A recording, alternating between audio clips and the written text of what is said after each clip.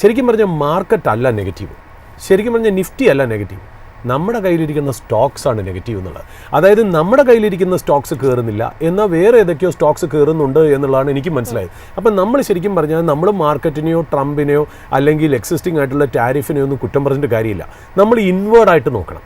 എന്തുകൊണ്ടാണ് നമ്മുടെ കയ്യിലിരിക്കുന്ന സ്റ്റോക്കുകളിൽ തന്നെ ഒരു 10 സ്റ്റോക്ക് ഉണ്ടെങ്കിൽ 3-4 അണ്ടർ പെർഫോമേഴ്സും ബാക്കിയുള്ളവർ പെർഫോമും ചെയ്യാൻ കാരണം എന്താണെന്ന് നോക്കുമ്പോൾ തന്നെ നമുക്ക് അതിനകത്ത് ഉത്തരം കിട്ടും. കാര്യം ആ അണ്ടർ പെർഫോം ചെയ്ത സ്റ്റോക്കുകൾ ഒന്നില്ലെങ്കിൽ നമ്മൾ അതിനെക്കുറിച്ച് പഠിച്ചിട്ടില്ല, അതിൻ്റെ ഫേവറബിൾ വാല്യുവേഷൻസിൽ നമ്മൾ മേടിച്ചിട്ടില്ല, അല്ലെങ്കിൽ ആരൊക്കെയോ പറഞ്ഞു അത് കാരണം മേടിച്ചു, ഇത് കാണാൻ കൊള്ളാമെന്ന് തോന്നുന്നു അതുകൊണ്ട് മേടിച്ചു എന്നുള്ള കാരണങ്ങളാണ്.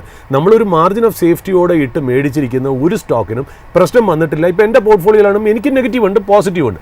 ആ നെഗറ്റീവ് കംപ്ലീറ്റ് ഞാൻ വളരെ ഓവർ കോൺഫിഡൻസ് ആയിട്ട് മേടിച്ച സ്റ്റോക്കുകളും, എന്നാൽ വളരെ മാർജിൻ ഓഫ് സേഫ്റ്റിയോടുകൂടി നെഗറ്റീവ് കാര്യങ്ങൾ സറൗണ്ട് ചെയ്തിരിക്കുന്ന സമയത്ത് നല്ലൊരു മാർജിൻ ഓഫ് സേഫ്റ്റിയോടുകൂടി മേടിച്ചിരിക്കുന്ന സ്റ്റോക്കുകളൊക്കെ ശരിക്കും പറഞ്ഞാൽ ഈ മാർക്കറ്റിൽ പെർഫോമേഴ്സ് ആയിരുന്നു എന്നുള്ളതാണ് അതിനകത്തുള്ള വാസ്തവം. അപ്പോൾ ഇതാണ് ശരിക്കും പറഞ്ഞാൽ നമ്മുടെ പ്രദീപ് പറഞ്ഞതിനെ ആഡ് ചെയ്ത് എനിക്കൊന്ന് പറയാനുള്ളത്. അല്ലാണ്ട് നമ്മൾ ശരിക്കും പറഞ്ഞാൽ ഈ മാർക്കറ്റിൻ്റെ കാര്യത്തിനെ ഓർത്ത് നമ്മൾ വലിയ ദുഃഖിക്കുകയും നമ്മൾ മാർക്കറ്റ് എന്ന് കയറും ഇതൊന്നും നമ്മളെ ബാധിക്കുന്ന കാര്യമില്ല. നമ്മുടെ കയ്യിലിരിക്കുന്ന സ്റ്റോക്ക് കയറുകയാണെങ്കിൽ that is the end of the story എന്നുള്ളതാണ് അതിനകത്ത് പറഞ്ഞു വയ്ക്കുന്നത്.